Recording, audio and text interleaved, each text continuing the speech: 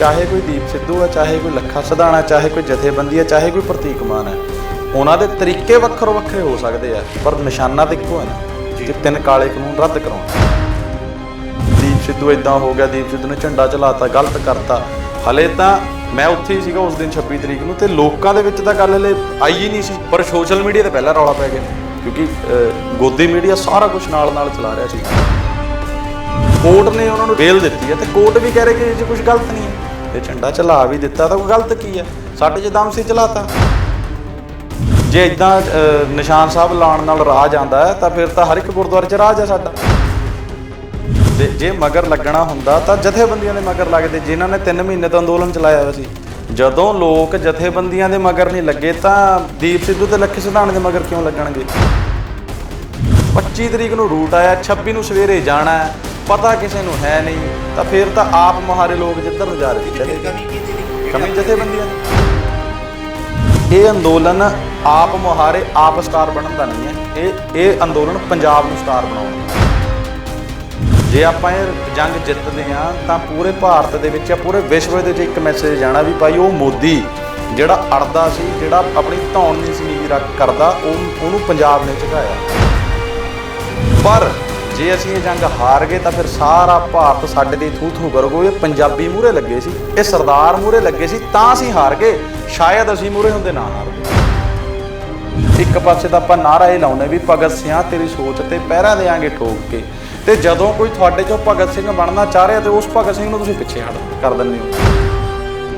ਇਹੀ ਜਥੇਬੰਦੀਆਂ ਲੀਡਰ ਟਕੈਤ ਸਾਹਿਬ ਤੋਂ ਲੈ ਕੇ ਸਾਰਿਆਂ ਨੇ ਓਪਨਲੀ ਬਹੁਤ ਹਾਰਡਲੀ ਸ਼ਬਦਾਂ 'ਚ ਕਿਹਾ ਸੀ, ਜਦੋਂ ਬੁਲਾਏ ਸੀ ਸਾਰੇ 26 ਤਰੀਕ ਨੂੰ ਵੀ ਕੋਈ ਰੋਕ ਨਹੀਂ ਸਕਦਾ, ਕੌਣ ਰੋਕੂਗਾ, ਇਸ ਤਰ੍ਹਾਂ ਬਹੁਤ ਸਿੱਧੀਆਂ ਸਟੇਟਮੈਂਟਾਂ ਆਈਆਂ ਸੀਗੀਆਂ ਤੇ ਉਦੋਂ ਇਹੀ ਲੀਡਰ ਦਿੰਦੇ ਸੀ। ਪਰ ਗੱਲ ਉਹੀ ਹੈ ਨਾ ਵੀ ਉਦੋਂ ਆਪਣੇ ਮੂੰਹੋਂ ਕੁਛ ਮਰਜ਼ੀ ਕਹਿ ਜਾਣ, ਹਨਾ, ਪਰ ਜਦੋਂ ਨੌਜਵਾਨ ਕੁਛ ਕਰਦਾ ਤਾਂ ਇਹਨਾਂ ਨੂੰ ਚੁੱਭਦਾ ਕਿ ਅਸੀਂ ਸੰਸਦ ਜਾਣਾ ਤਾਂ ਹੈ, ਪਰ ਕਿਉਂ ਜਾਣਾ? ਗੱਲ ਮੇਨ ਕਿਉਂ ਤੇ ਹੈ ਕਿ ਜਿਵੇਂ ਲਾਲ ਕਿਲੇ ਤੇ ਗਏ ਤਾਂ ਹੈ, ਝੰਡਾ ਲਹਿਰਾਇਆ ਤਾਂ ਕਿਉਂ ਲਹਿਰਾਇਆ, ਉਹ ਗੱਲੇ ਨਹੀਂ ਕਿਸੇ ਨੇ ਕੀਤੀ। ਸੇਮ ਹੁਣ ਅਸੀਂ ਇਹ ਦੱਸਾਂਗੇ ਜਾ ਕੇ ਵੀ ਭਾਈ ਅਸੀਂ ਸੰਸਦ ਘੇਰਨੀ ਹੈ, ਤਾਂ ਘੇਰਨੀ ਕਿਉਂ ਘੇਰਨੀ? ਜਥੇਬੰਦੀਆਂ ਦੇ ਨਾਲ ਸਾਡੀ ਬਣ ਸਕਦੀ ਨਹੀਂ ਬਣ ਸਕਦੀ ਉਹ ਵੱਖਰੀ ਗੱਲ ਹੈ, ਪਰ ਸਾਡੀ ਕਿਸਾਨ ਅੰਦੋਲਨ ਨਾਲ ਤਾਂ ਬਣਦੀ ਹੈ ਨਾ, ਇਸ ਪ੍ਰੋਟੈਸਟ ਨਾਲ ਤਾਂ ਬਣਦੀ। ਅਸੀਂ ਉਸ ਪ੍ਰੋਟੈਸਟ ਲਈ ਜੇ ਜਾਨ ਵੀ ਬਾਹਰ ਨਹੀਂ ਪਏਗੀ ਤਾਂ ਬਾਹਰ ਸਕਾਈ ਨਿਊਜ਼ ਪੰਜਾਬ ਦੇਖ ਰਹੇ ਦਰਸ਼ਕਾਂ ਨੂੰ ਸਤਿ ਸ਼੍ਰੀ ਅਕਾਲ। ਮੈਂ ਹਾਂ ਤੁਹਾਡੇ ਨਾਲ RS ਲਿਬਰੇਟ। ਕਿਸਾਨੀ ਅੰਦੋਲਨ ਨੇ ਨੌਜਵਾਨ ਵਰਗ ਨੂੰ ਇੱਕ ਨਵੇਂ ਰੂਪ 'ਚ ਪੇਸ਼ ਕੀਤਾ ਹੈ। ਸਿਆਸਤ ਦੇ ਵਿੱਚ ਉਹਦਾ ਅਹਿਮ ਯੋਗਦਾਨ ਕਿਵੇਂ ਪੈ ਸਕਦਾ ਹੈ, ਕਿਵੇਂ ਆਪ ਮੁਹਾਰੇ ਨੌਜਵਾਨ ਉੱਠ ਕੇ ਆਪਣੇ ਕਿਸਾਨਾਂ ਲਈ ਉੱਠਦਾ ਹੈ ਅਤੇ ਉੱਥੇ ਜੋ ਉਹਨਾਂ ਦੇ ਹੱਕਾਂ ਲਈ ਉੱਠਦਾ ਹੈ, ਦਿੱਲੀ ਤੱਕ ਪਹੁੰਚਦਾ ਹੈ। ਉਹਦੇ ਵਿੱਚ ਨਵੇਂ ਚਿਹਰੇ ਦਵਾਉਂਦੇ ਨੇ। ਲੱਖਾ ਸਿਧਾਣਾ ਜੋ ਕਿ ਜਿਹੜਾ ਪਿਛੋਕੜ ਜਿਹਦਾ ਕੋਈ ਗੈਂਗਸਟਰ ਵਾਲਾ ਸੀਗਾ, ਦੀਪ ਸਿੱਧੂ ਜਿਹਦਾ ਪਿਛੋਕੜ ਕਲਾ ਖੇਤਰ ਵਾਲਾ ਸੀਗਾ, ਉਹ ਵਰਗ ਵੀ ਜਾਂਦਾ। ਸਾਰੇ ਕਲਾ ਖੇਤਰਾਂ ਜੁੜੇ ਹੋਏ ਵਰਗ ਦੇ ਉੱਥੇ ਬੰਦੇ ਪਹੁੰਚਦੇ ਨੇ, ਪਰ ਨੌਜਵਾਨ ਵਰਗ ਨੂੰ ਇੱਕ ਨਵੀਂ ਪਹਿਚਾਣ ਮਿਲਦੀ ਹੈ, ਨਵੇਂ ਦੋਸ਼ ਲੱਗਦੇ ਨੇ। 26 ਤਰੀਕ ਨੂੰ ਘਟਨਾਕ੍ਰਮ ਹੁੰਦਾ ਹੈ, ਉਹਨਾਂ ਦੋਸ਼ ਦੇ ਤਹਿਤ ਉਹਨਾਂ ਦੇ ਇਨਾਮ ਰੱਖੇ ਜਾਂਦੇ ਨੇ।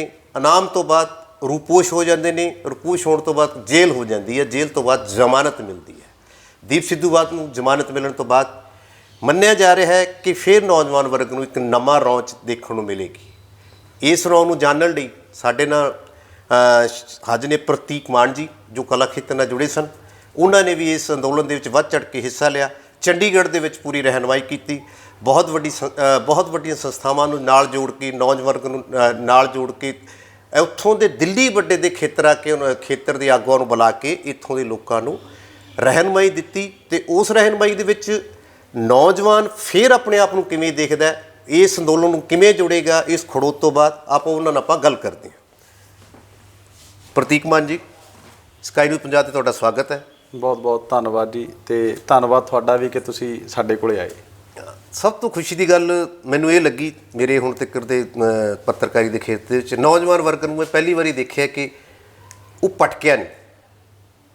ਹਾਲਾਂਕਿ ਭਟਕਾਉਣ ਦੀ ਬੜੀ ਕੋਸ਼ਿਸ਼ ਕੀਤੀ ਗਈ, ਆਪਦੇ ਰੰਗ ਨਾਲ ਉਹਨਾਂ ਨੇ ਸਾਰੇ ਕੰਮ ਕੀਤੇ। ਹਾਲਾਂਕਿ ਦੇਖਣ ਨੂੰ ਇਹ ਵੀ ਮਿਲਿਆ ਕਿ ਜਿਨ੍ਹਾਂ ਦਾ ਪਿਛੋਕੜ ਗੈਂਗਸਟਰ ਦਾ ਸੀ, ਉਹਨਾਂ ਨੇ ਵੀ ਵਧੀਆ ਕੰਮ ਕਰਨ ਦੀ ਕੋਸ਼ਿਸ਼ ਕੀਤੀ, ਅਤੇ ਬਾਕੀ ਦਾ ਨੌਜਵਾਨਾਂ ਨੇ ਕੀਤਾ। ਪਰ ਸਰਕਾਰਾਂ ਭੜਕਾਉਣ ਦੀ ਕੋਸ਼ਿਸ਼ ਕਰਦੀਆਂ ਨੇ। 26 ਦੇ ਘਟਨਾਕ੍ਰਮ ਤੋਂ ਬਾਅਦ ਹੁਣ ਦੀਪ ਸਿੱਧੂ ਆਪਣਾ ਰਿਹਾਈ ਹੋ ਗਈ ਉਹਨਾਂ ਦੀ। ਹੁਣ ਕੀ ਤੁਸੀਂ ਸਮਝਦੇ ਹੋ ਵੀ ਨੌਜਵਾਨ ਵਰਗ ਮੰਨਿਆ ਜਾ ਰਿਹਾ ਕਿ ਉਹਨਾਂ ਨਾਲ ਜ਼ਿਆਦਾ ਜੁੜਿਆ ਹੋਇਆ ਅਤੇ ਕੋਈ ਨਵੀਂ ਰੌਂਚ ਆਏਗਾ? ਨਹੀਂ ਦੇਖੋ, ਜਿੱਥੇ ਤੱਕ ਗੱਲ ਦੀਪ ਸਿੱਧੂ ਦੀ ਹੈ, ਉਹਨਾਂ ਦੀ ਰਿਹਾਈ ਦੀ ਹੈ, ਰਿਹਾਈ ਤੋਂ ਬਾਅਦ ਲੱਡੂ ਵੀ ਵੰਡੇ ਗਏ ਆ, ਖੁਸ਼ੀ ਮਨਾਈ ਗਈ ਹੈ ਤੇ ਉਹ ਬਣਦੀ ਵੀ ਹੈ। ਉਹ ਕੀ ਕੰਮ ਲਈ ਜੇਲ੍ਹ ਗਏ ਆ, ਉਹਨਾਂ ਦਾ ਕੀ ਰੋਲ ਆ, ਉਹ ਬਾਅਦ ਦੀਆਂ ਗੱਲਾਂ ਨੇ। ਹੈ ਤਾਂ ਉਹ ਸਾਡੇ ਪੰਜਾਬ ਦਾ ਨਾ, ਪਹਿਲੀ ਗੱਲ ਤਾਂ ਇਹ ਸਾਡੇ ਪੰਜਾਬੀ ਨੂੰ ਅਰੈਸਟ ਕੀਤਾ ਸੀ ਨੇ, ਕੀਤਾ ਕਿ ਨੇ ਉਸ ਗੌਰਮੈਂਟ ਨੇ, ਉਸ ਸਰਕਾਰ ਨੇ ਜਿਹਦੇ ਖਿਲਾਫ ਅਸੀਂ ਲੜਾਈ ਲੜ ਰਹੇ ਹਾਂ। ਚਾਹੇ ਕੋਈ ਦੀਪ ਸਿੱਧੂ ਆ, ਚਾਹੇ ਕੋਈ ਲੱਖਾ ਸਿਧਾਣਾ, ਚਾਹੇ ਕੋਈ ਜਥੇਬੰਦੀ ਆ, ਚਾਹੇ ਕੋਈ ਪ੍ਰਤੀਕ ਮਾਨ ਹੈ, ਉਹਨਾਂ ਦੇ ਤਰੀਕੇ ਵੱਖਰੇ ਵੱਖਰੇ ਹੋ ਸਕਦੇ ਆ, ਪਰ ਨਿਸ਼ਾਨਾ ਤਾਂ ਇੱਕੋ ਹੈ ਨਾ ਕਿ 3 ਕਾਲੇ ਕਾਨੂੰਨ ਰੱਦ ਕਰਾਉਣੇ। ਨਿਸ਼ਾਨਾ ਇੱਕੋ ਹੈ। ਜਿਹੜੀ ਇਹ ਇੱਕ ਚਰਚਾ ਚੱਲਦੀ ਆ, ਸੋਸ਼ਲ ਮੀਡੀਆ ਨੇ ਚਰਚਾ ਪਹਿਲਾਂ ਇਹ ਜ਼ਿਆਦਾ ਚਲਾਈ ਹੈ ਕਿ ਜੀ ਦੇਖੋ ਦੀਪ ਸਿੱਧੂ ਇੱਦਾਂ ਹੋ ਗਿਆ, ਦੀਪ ਸਿੱਧੂ ਨੇ ਝੰਡਾ ਚਲਾਤਾ, ਗਲਤ ਕਰਤਾ। ਹਲੇ ਤਾਂ ਮੈਂ ਉੱਥੇ ਹੀ ਸੀਗਾ ਉਸ ਦਿਨ 26 ਤਰੀਕ ਨੂੰ, ਤੇ ਲੋਕਾਂ ਦੇ ਵਿੱਚ ਤਾਂ ਗੱਲ ਹਲੇ ਆਈ ਹੀ ਨਹੀਂ ਸੀ, ਪਰ ਸੋਸ਼ਲ ਮੀਡੀਆ ਤੇ ਪਹਿਲਾਂ ਰੌਲਾ ਪੈ ਗਿਆ ਕਿਉਂਕਿ ਗੋਦੀ ਮੀਡੀਆ ਸਾਰਾ ਕੁਝ ਨਾਲ ਨਾਲ ਚਲਾ ਰਿਹਾ ਸੀ ਜੀ। ਸੋ ਉਹਨਾਂ ਨੇ ਪਹਿਲਾਂ ਹੀ ਇੱਕ ਇੱਦਾਂ ਦਾ ਨੈਰੇਟਿਵ ਸਿਰਜਤਾ ਕਿ ਸਾਡੇ ਲੋਕ ਵੀ ਉਸ ਚੀਜ਼ ਨੂੰ ਗਲਤ ਮੰਨਣ ਤੇ ਮਜਬੂਰ ਹੋ ਜਾਣ। ਹਾਲਾਂਕਿ ਅੱਜ ਕੋਰਟ ਨੇ ਉਹਨਾਂ ਨੂੰ ਬੇਲ ਦਿੱਤੀ ਹੈ ਤੇ ਕੋਰਟ ਵੀ ਕਹਿ ਰਹੇ ਕਿ ਇਹ 'ਚ ਕੁਝ ਗਲਤ ਨਹੀਂ ਹੈ, ਜੇ ਝੰਡਾ ਚਲਾ ਵੀ ਦਿੱਤਾ ਤਾਂ ਕੋਈ ਗਲਤ ਕੀ ਹੈ, ਸਾਡੇ 'ਚ ਦਮ ਸੀ ਚਲਾਤਾ। ਸਾਨੂੰ ਪਤਾ ਸੀ ਵੀ ਅੱਗੋਂ ਗੋਲੀ ਵੀ ਚੱਲ ਸਕਦੀ ਹੈ, ਸਾਨੂੰ ਪਤਾ ਸੀ ਉੱਥੇ ਕੁਝ ਹੋਰ ਵੀ ਹੋ ਸਕਦਾ, ਫਿਰ ਵੀ ਗਏ ਨੇ। ਜਦ ਕਿ ਉਹ ਬੇਸਿਕਲੀ ਉਹ ਕੋਈ ਆਪਣਾ ਇਹ ਦੱਸਣ ਨਹੀਂ ਸੀ ਵੀ ਹਾਂ ਵੀ ਸਾਡਾ ਰਾਜ ਆ ਗਿਆ ਜਾਂ ਸਾਡਾ ਕੁਝ ਆ ਗਿਆ। ਜੇ ਇੱਦਾਂ ਨਿਸ਼ਾਨ ਸਾਹਿਬ ਲਾਉਣ ਨਾਲ ਰਾਜ ਆਉਂਦਾ ਹੈ ਤਾਂ ਫਿਰ ਤਾਂ ਹਰ ਇੱਕ ਗੁਰਦੁਆਰੇ 'ਚ ਰਾਜ ਹੈ ਸਾਡਾ, ਹਰ ਉਸ ਜਗ੍ਹਾ 'ਤੇ ਰਾਜ ਹੈ ਜਿੱਥੇ ਨਿਸ਼ਾਨ ਸਾਹਿਬ ਹੈ। ਇਹ ਰਾਜ ਨਹੀਂ ਸੀ, ਉਹ ਇੱਕ ਸਿੰਬੋਲਿਕ ਮੈਸੇਜ ਸੀ ਵੀ ਦੇਖੋ ਭਾਈ ਪਿੱਛੇ ਤਿਰੰਗਾ ਝੂਲ ਰਿਹਾ, ਨਾਲ ਸਾਡਾ ਖਾਲਸਾ ਨਿਸ਼ਾਨ ਹੈ ਤੇ ਨਾਲ ਕਿਸਾਨੀ ਦਾ ਨਿਸ਼ਾਨ ਹੈ, ਵੀ ਭਾਈ ਅਸੀਂ ਇੱਕ ਹਾਂ, ਪਰ ਸਾਨੂੰ ਇਸ ਦੇਸ਼ ਦੇ ਵਿੱਚ ਸਾਡੇ ਸਿੱਖਾਂ ਨੂੰ ਤੇ ਸਾਡੀ ਕਿਸਾਨੀ ਨੂੰ ਇਸ ਤਿਰੰਗੇ ਦੇ ਹੇਠ ਪੂਰੇ ਹੱਕ ਮਿਲਣੇ ਚਾਹੀਦੇ ਆ। ਮੈਸੇਜ ਦਾ ਕਿਸੇ ਸਮਝਣ ਦਾ ਕੋਸ਼ਿਸ਼ ਹੀ ਨਹੀਂ ਕੀਤੀ ਵੀ ਉਹ ਮੈਸੇਜ ਕੀ ਦੇ ਰਹੀ ਆ। ਉਹ 3 ਚੀਜ਼ਾਂ, ਪਿੱਛੇ ਤਿਰੰਗਾ ਝੂਲ ਰਿਹਾ, ਇੱਕ ਪਾਸੇ ਨਿਸ਼ਾਨ ਸਾਹਿਬ ਤੇ ਇੱਕ ਪਾਸੇ ਕਿਸਾਨੀ ਝੰਡਾ, ਉਹ ਮੈਸੇਜ ਕਿਸੇ ਨੇ ਨਹੀਂ ਸਮਝਿਆ। ਰੌਲਾ ਇਸ ਗੱਲ ਦਾ ਪਾ ਲਿਆ, ਝੰਡਾ ਚਲਾਤਾ ਜੀ, ਇਹ ਕਰਤਾ ਜੀ, ਉਹ ਕਰਤਾ ਜੀ।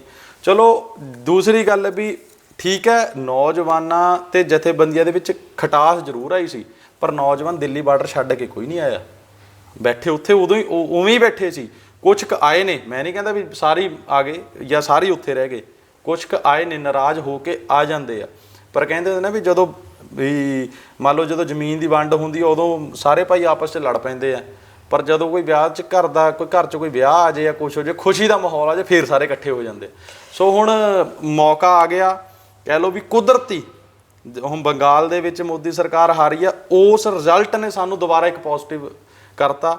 ਬੋਲ ਸਰਕਾਰ ਦੇ ਪਾਸੇ ਪਾਲੇ 'ਚ ਸੀ, ਹੁਣ ਦੁਬਾਰਾ ਸਾਡੇ ਪਾਲੇ 'ਚ ਆ ਗਈ ਹੈ। ਦੀਪ ਸਿੱਧੂ ਖਿਡਾਰੀ ਵੀ ਜਿਹੜਾ ਫੱਟੜ ਹੋਇਆ ਵਾ ਸੀ ਉਹ ਵੀ ਮੈਦਾਨ 'ਚ ਦੁਬਾਰਾ ਆ ਗਿਆ, ਲੱਖਾ ਸਿਧਾਣਾ ਵੀ ਮੈਦਾਨ 'ਚ ਆ ਗਿਆ, ਜਥੇਬੰਦੀਆਂ ਵੀ ਉੱਥੇ ਆ, ਦੁਬਾਰਾ ਸਾਰੇ ਇਕੱਠੇ ਹੋ ਗਏ। ਨਹੀਂ ਹੁਣ ਗੱਲ ਇਹ ਹੈ, ਜਿਹੜਾ ਮੇਰਾ ਖਾਸ ਮਕਸਦ ਹੈ ਤੁਹਾਡੇ ਨਾਲ ਗੱਲ ਕਰਨ ਦਾ, ਹਮੇਸ਼ਾ ਨੌਜਵਾਨ ਵਰਗ ਨੂੰ ਜਿਹੜੇ ਆਪਣੇ ਸਿਆਸੀ ਧਿਰਾਂ ਨੇ ਜਾਂ ਸੰਗਠਨ ਨੇ ਜਾਂ ਮੇਨ ਆਗੂ ਨੇ, ਵੱਡੇ ਆਗੂ ਉਹਨਾਂ ਨੂੰ ਨਜ਼ਰਅੰਦਾਜ਼ ਕਰਦੇ, ਉਹਨਾਂ ਦਾ ਇਤਰਾਜ਼ ਵੀ ਰਿਹਾ। ਹੁਣ ਜੇ ਆਪਾਂ ਇੱਥੇ ਗੱਲ ਕਰੀਏ ਕਿ ਉੱਥੇ 30 ਜਥੇਬੰਦੀਆਂ 32 ਜਥੇਬੰਦੀਆਂ ਪੰਜਾਬ ਦੀਆਂ, 8 ਬਾਹਰਲੀਆਂ, ਠੀਕ ਹੈ ਜੀ।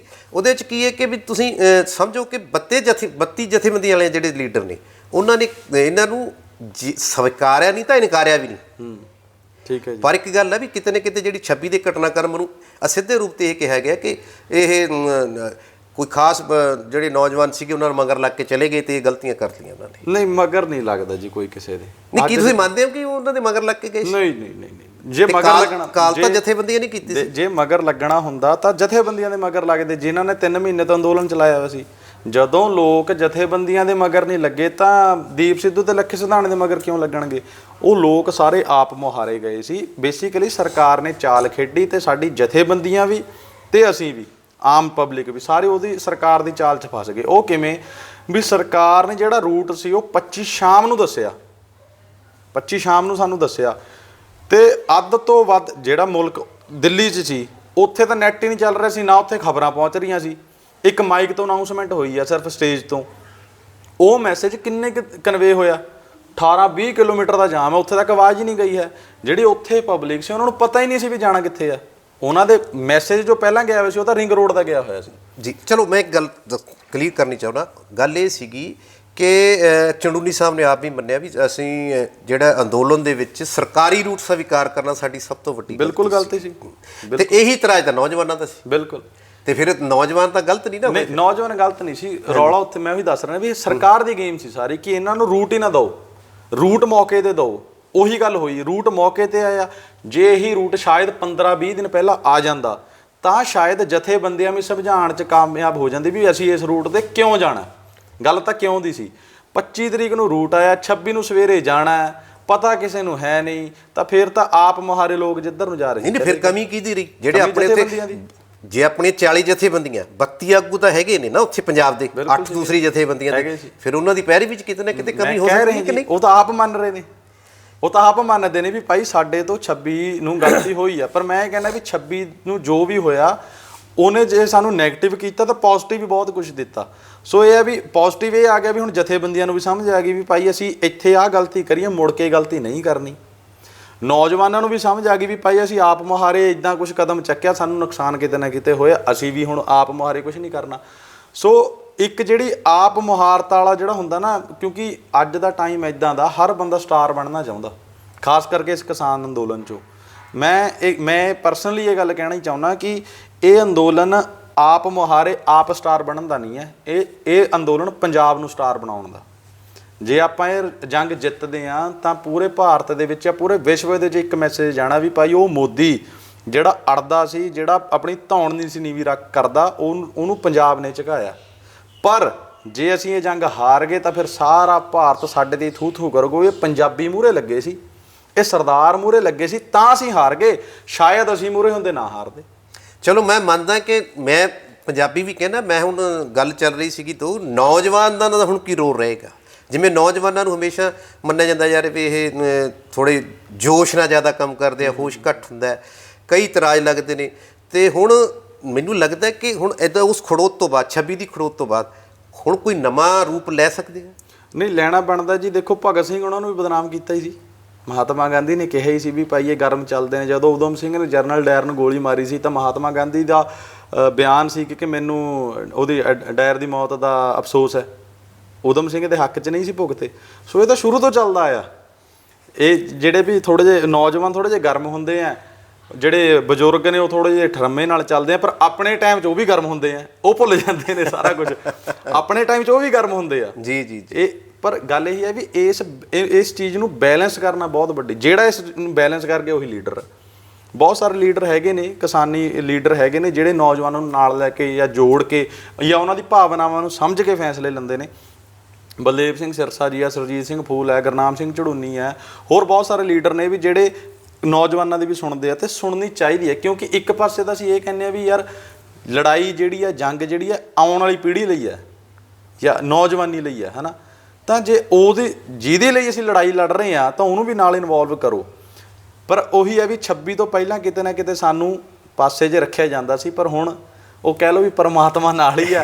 ਅਤੇ ਇਹ ਇੱਕ ਚੰਗੀ ਗੱਲ ਇਹ ਵੀ ਹੈ ਕਿ ਸਾਨੂੰ ਆਪਣੀਆਂ ਕਮੀਆਂ ਆਪ ਲੱਭਣੀਆਂ ਵੀ ਚਾਹੀਦੀਆਂ ਨੇ, ਚਾਹੇ ਉਹ ਜਥੇਬੰਦੀਆਂ, ਚਾਹੇ ਨੌਜਵਾਨ ਹੈ, ਚਾਹੇ ਕੋਈ ਵੀ ਹੈ।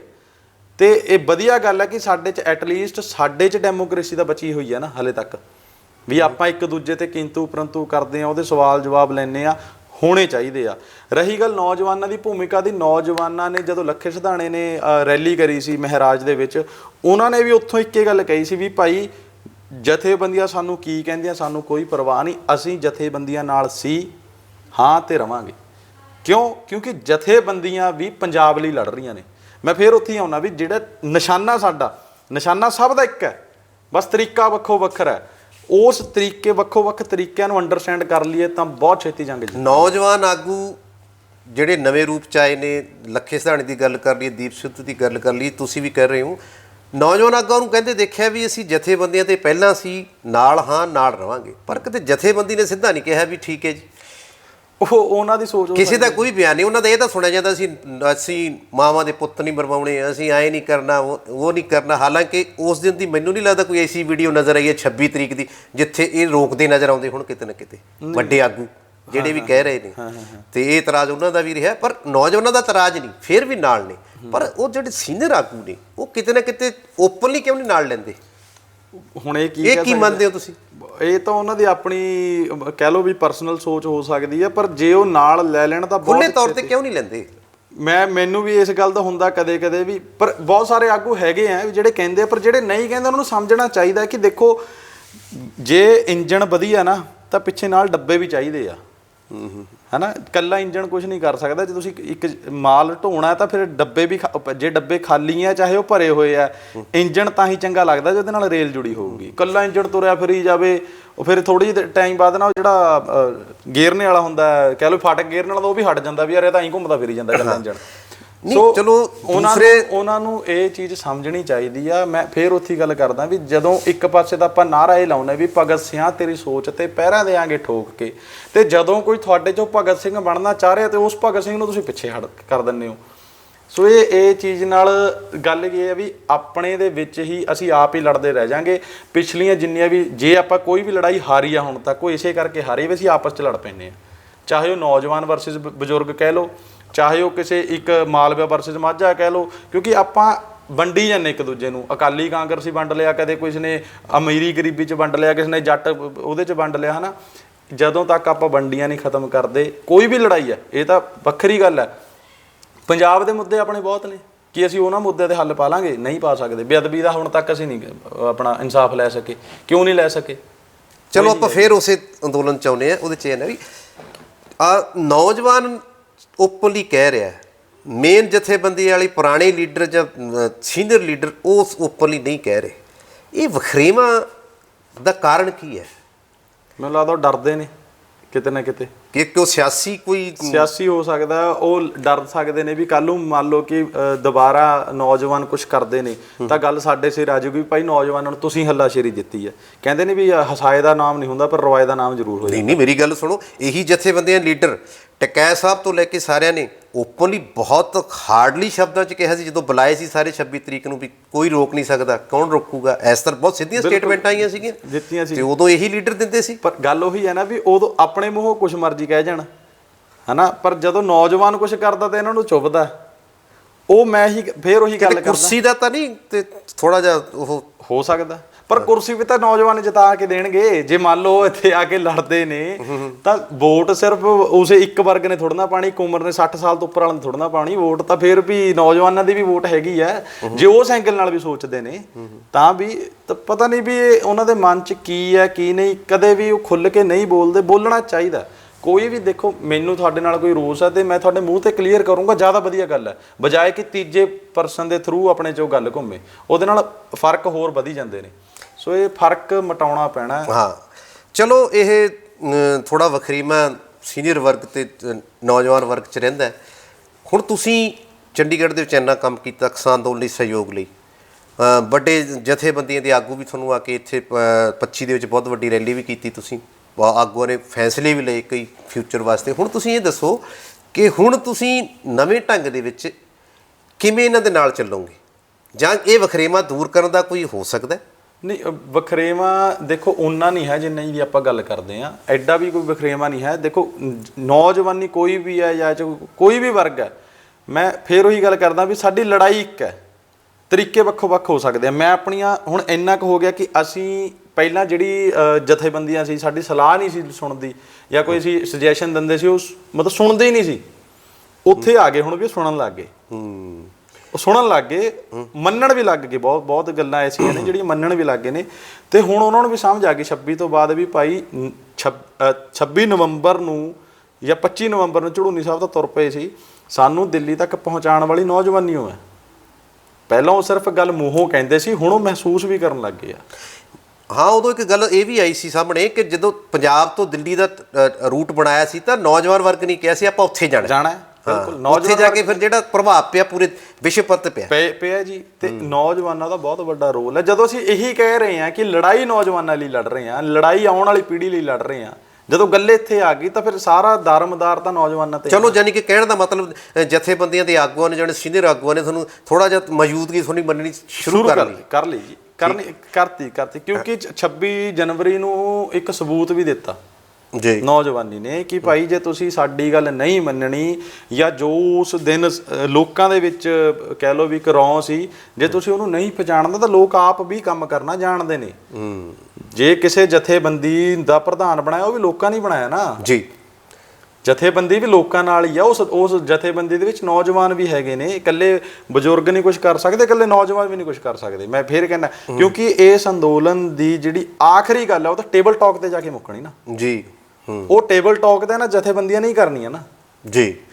ਚਲੋ ਹੁਣ ਗੱਲ ਇਹ ਹੈ 26 ਦੇ ਘਟਨਾਕ੍ਰਮ ਤੋਂ ਬਾਅਦ ਜਦੋਂ ਉਹਦਾ ਨਤੀਜਾ ਕੁਝ ਵੀ ਰਿਹਾ, ਕਈ ਆਗੂਆਂ ਦੇ ਪਰਚੇ ਦਰਜ ਹੋਏ, ਲੱਖਾਂ ਇਨਾਮ ਵੀ ਐਲਾਨੇ ਗਏ। ਹੁਣ ਇਹ ਹੈ ਕਿ ਉਸ ਤੋਂ ਬਾਅਦ ਨੈਕਸਟ ਕਦਮ ਸੀਗਾ ਪਾਰਲੀਮੈਂਟ ਘੇਰਨੀ ਹੈ।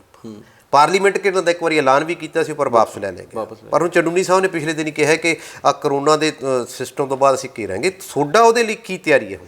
ਪੂਰੀ ਤਿਆਰੀ ਜੀ। ਅਸੀਂ ਪੂਰੇ ਚੰਡੀਗੜ੍ਹ ਦੇ ਵਿੱਚ ਕੀ ਹੈ ਕਿ ਤੁਸੀਂ ਦੇਖਿਆ ਹੋਊਗਾ ਅਲੱਗ-ਅਲੱਗ ਚੌਂਕ ਤੇ ਅਲੱਗ-ਅਲੱਗ ਲਾਈਟਾਂ ਤੇ ਲੋਕ ਖੜਦੇ ਨੇ ਸ਼ਾਮ ਨੂੰ ਜੀ। ਚੰਡੀਗੜ੍ਹ ਦੇ ਵਿੱਚ ਲੋਕ ਪ੍ਰਸ਼ਾਸਨ ਨੇ ਲੋਕਡਾਊਨ ਲਾਇਆ ਕਿ ਸ਼ਾਮ ਨੂੰ 6 ਵਜੇ ਤੋਂ ਬਾਅਦ ਕਰਫਿਊ ਲੱਗ ਜਾਣਾ। ਸਾਡਾ ਜਿਹੜਾ ਇਹ ਚੌਂਕਾਂ ਤੇ ਲਾਈਟਾਂ ਤੇ ਖੜਨ ਦਾ ਪ੍ਰੋਗਰਾਮ ਸੀ 6 ਵਜੇ ਤੋਂ ਸ਼ੁਰੂ ਹੁੰਦਾ ਸੀ, 6 ਤੋਂ 8 ਜਾਂ ਕਿਤੇ 6 ਤੋਂ 10 ਚੱਲਦਾ ਸੀ।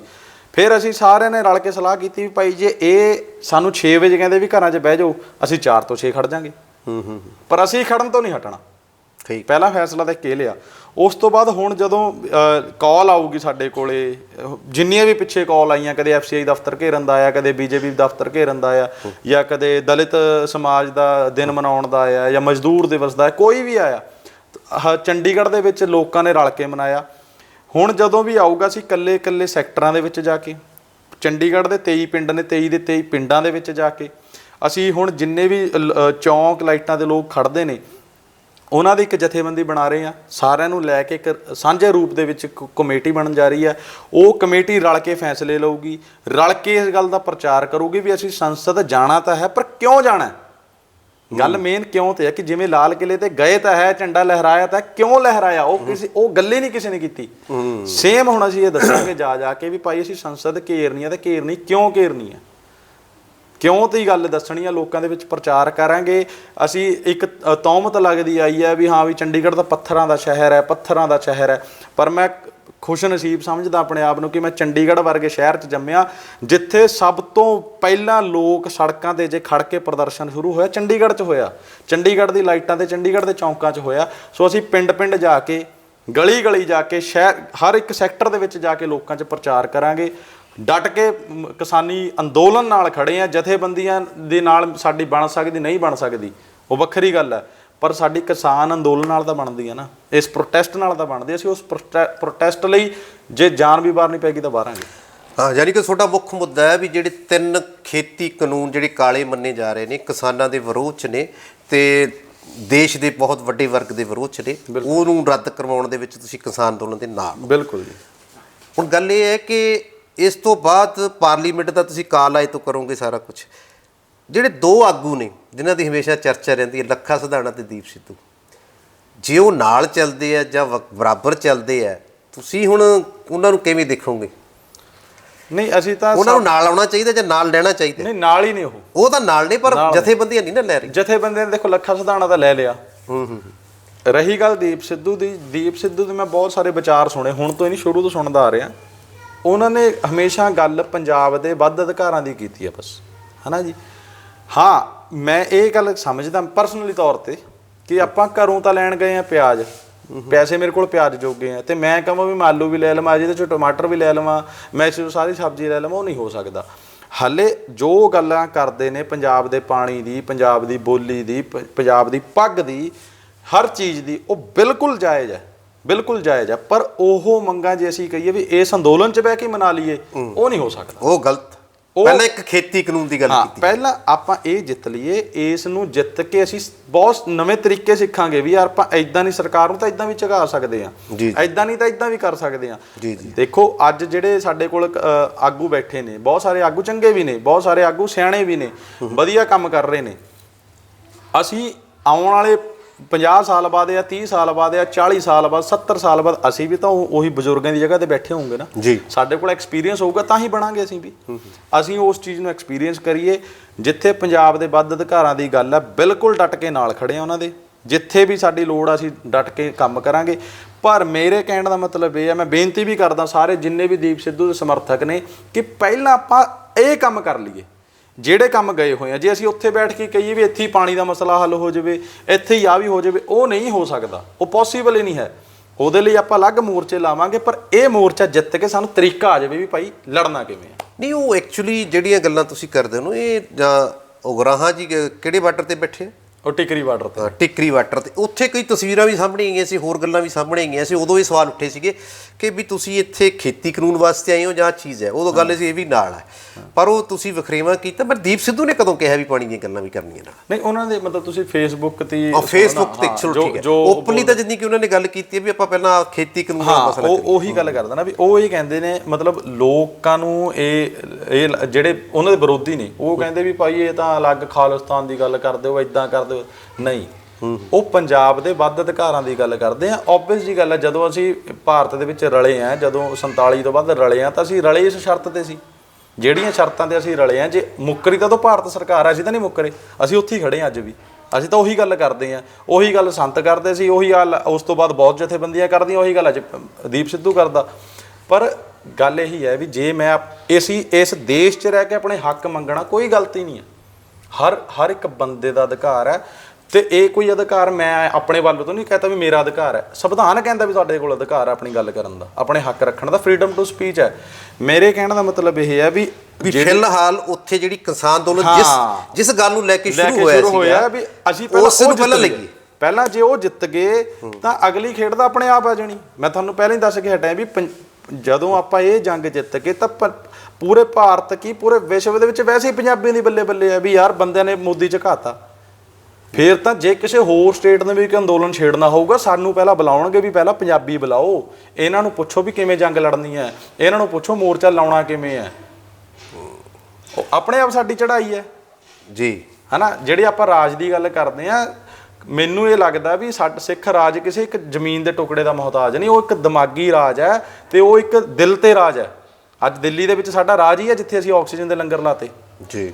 ਉਹ ਕੁਦਰਤੀ ਉਹ ਸਾਡਾ ਰਾਜ ਆ ਰਿਹਾ ਨਾ, ਤੇ ਰਾਜ ਤਾਂ ਪਹਿਲਾਂ ਦਿਲ ਤੇ ਹੈ। ਜ਼ਮੀਨੀ ਟੁਕੜੇ ਦੇ ਰਾਜ ਤਾਂ ਬੜੇ ਬੜੇ ਆਏ, ਬੜੇ ਬੜੇ ਚਲੇ ਗਏ ਜੀ, ਪਰ ਜਿਨ੍ਹਾਂ ਦਾ ਦਿਲ ਤੇ ਰਾਜ ਹੈ ਉਹ ਅੱਜ ਵੀ ਰਾਜ। ਚਲੋ ਕਹਿਣ ਦਾ ਮਤਲਬ ਇਹ ਹੈ ਕਿ ਨੌਜਵਾਨ ਜਿਵੇਂ ਕਿ ਪਹਿਲਾਂ ਸਮਝਿਆ ਜਾਂਦਾ ਸੀਗਾ ਉਹਨਾਂ ਕੱਲਾ ਜੋਸ਼ੀਲਾ ਹੀ ਨਹੀਂ ਆ, ਹੋਸ਼ ਵੀ ਕੰਮ ਕਰਦਾ ਪੂਰਾ ਹੈ। ਉਹ ਸਭ ਸਮਝਦਾ ਹੈ ਕਿ ਜਿਹੜੇ ਇਸ ਅੰਦੋਲਨ ਦੇ ਵਿੱਚ ਵੀ ਪਹਿਲਾਂ ਜਿਹੜੇ 3 ਖੇਤੀ ਕਾਨੂੰਨਾਂ ਨੂੰ ਲੈ ਕੇ ਆਪਾਂ ਇੱਥੋਂ ਪੰਜਾਬ ਤੋਂ ਲੈ ਕੇ ਦਿੱਲੀ ਤੱਕ ਪਹੁੰਚੇ ਹਾਂ, ਜਾਂ ਹੋਰ ਬਰੂਹਾਂ ਤੇ ਵੀ ਜਾ ਕੇ ਆਏ, ਬੰਗਾਲ ਤੱਕ ਜਾਏ ਜਾਂ ਦੱਸ ਕੇ ਆਏ ਵੀ ਸਰਕਾਰ ਗਲਤ ਹੈ, ਵੀ ਪਹਿਲਾਂ ਆਪਾਂ ਉਹਨਾਂ ਕਾਨੂੰਨਾਂ ਦੇ ਸੰਬੰਧੀ ਆਪਣਾ ਮਸਲਾ ਹੱਲ ਕਰੀਏ, ਫਿਰ ਦੂਸਰੀ ਗੱਲ ਕਰਾਂਗੇ।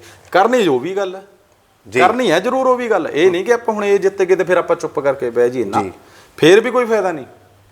ਮੈਂ ਵੀ ਕਹਿਣਾ ਨਾਲ ਵੀ ਫਿਰ ਵੀ ਕੋਈ ਫਾਇਦਾ ਨਹੀਂ ਵੀ ਜੇ ਆਪਾਂ ਇੱਕ ਜੰਗ ਜਿੱਤਿਆ ਤੇ ਮੁੜ ਕੇ ਆਪਾਂ ਇੱਥੇ ਆ ਕੇ ਚੁੱਪ ਕਰਕੇ ਬਹਿ ਜਾਈਏ। ਨਹੀਂ, ਬਹੁਤ ਕੁਝ ਪਿਆ ਕਰਨ ਨੂੰ ਹਲੇ। ਚਲੋ ਕਹਿਣ ਦਾ ਮਤਲਬ ਇਹ ਹੁਣ ਚਿੰਗਾਰੀ ਲੱਗ ਗਈ ਹੈ, ਹੁਣ ਇਸ ਚਿੰਗਾਰੀ ਨੂੰ ਬੁਝਣ ਨਹੀਂ ਦੇਣਾ। ਇਸ ਅੰਦੋਲਨ ਤੋਂ ਬਾਅਦ ਬਹੁਤ ਕੁਝ ਚੇਂਜ ਹੋਣਾ।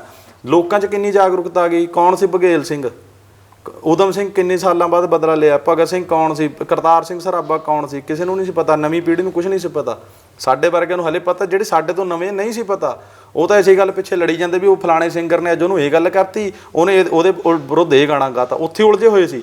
ਪਰ ਇਸ ਅੰਦੋਲਨ ਦੀ ਦੇਣ ਆ ਵੀ ਇੰਨਾ ਕੁਝ ਸਾਹਮਣੇ ਆ ਗਿਆ। ਇਸ ਅੰਦੋਲਨ ਦੀ ਦੇਣ ਹੈ ਕਿ ਨੌਜਵਾਨੀ ਦੁਬਾਰਾ ਪੋਲਿਟਿਕਸ 'ਚ ਇੰਟਰਸਟ ਦੇਣ ਲੱਗ ਗਈ। ਪਿਛਲੇ ਸਮੇਂ ਦੇ ਵਿੱਚ 84 ਤੋਂ ਬਾਅਦ ਜਦੋਂ ਤੋਂ ਪੰਜਾਬ ਦੇ ਕਾਲਜਾਂ ਦੇ ਵਿੱਚ ਵੋਟਾਂ ਬੰਦ ਹੋਈਆਂ, ਇਲੈਕਸ਼ਨਸ ਬੰਦ ਹੋਈਆਂ, ਉਸ ਤੋਂ ਬਾਅਦ ਬਹੁਤ ਸਾਰੀ ਨੌਜਵਾਨੀ ਦਾ ਇੰਟਰਸਟ ਘਟ ਗਿਆ ਸੀ ਪੋਲਿਟਿਕਸ 'ਚ। ਉਹਨਾਂ ਦਾ ਇੰਟਰਸਟ ਕਿੱਥੇ ਚਲੇ ਗਿਆ ਵੀ ਡੰਡੇ ਦੇ ਸਿਰ ਤੇ ਪ੍ਰਧਾਨ ਬਣਨਾ, ਕਾਲਜ ਦਾ ਗਲ 'ਚ ਸਰੋਪਾ ਪਾਤਾ ਹੈ, ਕਿਸੇ ਦਾ ਤਾਜ ਉਤਾਰ ਲਓ। ਨਹੀਂ, ਸਾਨੂੰ ਵੋਟਿੰਗ ਦੁਬਾਰਾ ਚਾਹੀਦੀ ਹੈ। ਇਹ ਵੀ ਲੜਾਈ ਲੜਨੀ ਹੈ ਹਲੇ। ਪੰਜਾਬ ਦੇ ਕਾਲਜਾਂ ਦੇ ਵਿੱਚ ਦੁਬਾਰਾ ਵੋਟਿੰਗ ਕਰੋ। ਕਿਉਂ? ਜਦੋਂ ਤੱਕ ਨੌਜਵਾਨੀ ਪੋਲਿਟਿਕਸ 'ਚ ਨਹੀਂ ਆਊਗੀ, ਪੋਲਿਟਿਕਸ ਦੀ ਸਮਝ ਨਹੀਂ ਰੱਖੂਗੀ, ਪੋਲਿਟਿਕਸ ਦੇ ਵਿੱਚ ਇੰਟਰਸਟ ਨਹੀਂ ਰੱਖੂਗੀ, ਸਾਡਾ ਕੁਝ ਨਹੀਂ ਹੋ ਸਕਦਾ। ਆਖਰਕਾਰ ਕਾਨੂੰਨ ਬਣਾਏ ਕਿਹਨੇ ਹੈ? ਬਣੇ ਤਾਂ ਸੰਸਦ 'ਚ ਜਾ ਕੇ ਹੀ ਹੈ ਨਾ। ਜੇ ਸਾਡੇ ਬੰਦੇ ਹੀ ਸਾਡੇ ਬੈਠੇ ਹੋਣਗੇ ਕਿਵੇਂ ਬਣ ਜਾਣਗੇ? ਚਲੋ ਜੜ ਫੜਨੀ ਪੈਣੀ ਹੈ। ਚੱਲ ਇੱਥੇ ਆਈ ਸਾਰੀ। ਇਹ ਸਨ ਪ੍ਰਤੀਕ ਮਾਨ ਜੀ। ਇਹਨਾਂ ਨੇ ਇਹ ਆਪਦੀ ਗੱਲਬਾਤ ਦੇ ਵਿੱਚ ਤਸਦੀਕ ਕੀਤਾ ਕਿ ਨੌਜਵਾਨ ਹੁਣ ਕੱਲਾ ਜੋਸ਼ ਨਾਲ ਕੰਮ ਨਹੀਂ ਕਰਦਾ, ਹੋਸ਼ ਨਾਲ ਵੀ ਕਰਦਾ। ਅਤੇ ਉਹ ਇੰਨਾ ਕੁ ਸਮਝਦਾ ਹੈ ਕਿ ਜਿਹੜਾ ਇਹ ਅੰਦੋਲਨ ਚੱਲਿਆ, ਇਸ ਅੰਦੋਲਨ ਦਾ ਅਸਲੀ ਨਤੀਜਾ ਕੀ ਹੋਣਾ ਚਾਹੀਦਾ, ਕਿਹੜੇ ਖੇਤੀ ਕਾਨੂੰਨਾਂ ਨੂੰ, ਜਿਹੜੇ ਇੱਕ ਮੁੱਦੇ ਨੂੰ ਲੈ ਕੇ ਚੱਲੇ ਆ, ਪਹਿਲਾਂ ਉਸਦਾ ਨਤੀਜਾ ਲਈਏ, ਉਸ ਤੋਂ ਬਾਅਦ ਹੋਰ ਮਸਲਿਆਂ 'ਤੇ ਵੀ ਗੱਲ ਕਰੂਗੀ। ਗੱਲ ਰੁਕੀ ਨਹੀਂ ਜਾਊਗੀ। ਇਹੋ ਜਿਹੇ ਨੌਜਵਾਨ ਸ਼ਖਸੀਅਤਾਂ ਨੂੰ ਲੈ ਕੇ ਅਸੀਂ ਫਿਰ ਤੁਹਾਨੂੰ ਮਿਲਦੇ ਰਹਾਂਗੇ। ਦੇਖਦੇ ਰਹੋ ਲਗਾਤਾਰ ਸਕਾਈ ਨਿਊਜ਼ ਪੰਜਾਬ।